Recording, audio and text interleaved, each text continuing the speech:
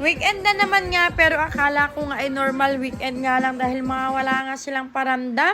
Wala naman kasi sinasabi si pare ko na may ganito, may ganap na inuman na naman dahil gano'n naman talaga sila pag weekend magiinom nga dito sa bahay o kaya magiilog. Kaya nga nagulat ako, ginising ako ng pare ko, Diyos ko, nandiyan na pala sila, nakapalengke na sila, as in talagang tara na, ganun. O diba nga, sino naman kami para tumanggi? Libre.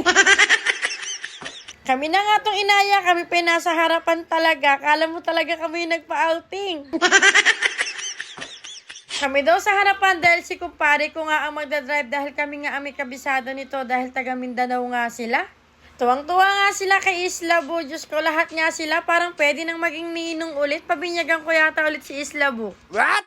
Diyos ko, kahit hindi ko pabinyagan si Islabo, every weekend talagang paldo ang isla namin na yan. Di maraming salamat! Nakarating na nga kami ng Milalungaw at 100 pesos nga per head. Nagpakilala nga lang silang mga artista sila kaya naka-discount kami. 10 nga kami pero ang binayaran nga namin ay 4 na lang. Salamat! Kaya sa mga pupunta ng Milalungaw dyan, 100 talaga per head ang entrance fee. Kakaloka nga lang kasi sa bungad na pala ihawan. Paano naman kaming nasa gitna yung cottage? Pagka ihaw mo nga, itatawid mo pa siya, maglalakad ka sa gitna ng ilog. Kaya sabi nga ng tropa, sana lagyan nga ng ihawan din sa gitna para nga hindi ganun kahirap. Kala ko nga rin ay sa amin to, hindi pala sa amin to, nakibidyo-bidyo pa ako.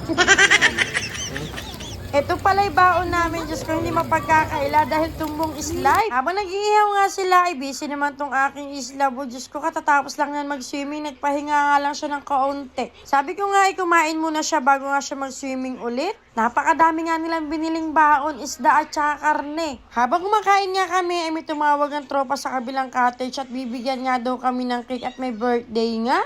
Kinuha nga nila yung cake at bigla nga naging birthday ni Isla. Tingnan nyo naman. Blow!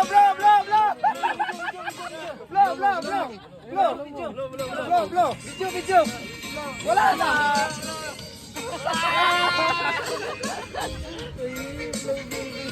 Blow mo? Blow? Hindi talaga yan makalimutan ba?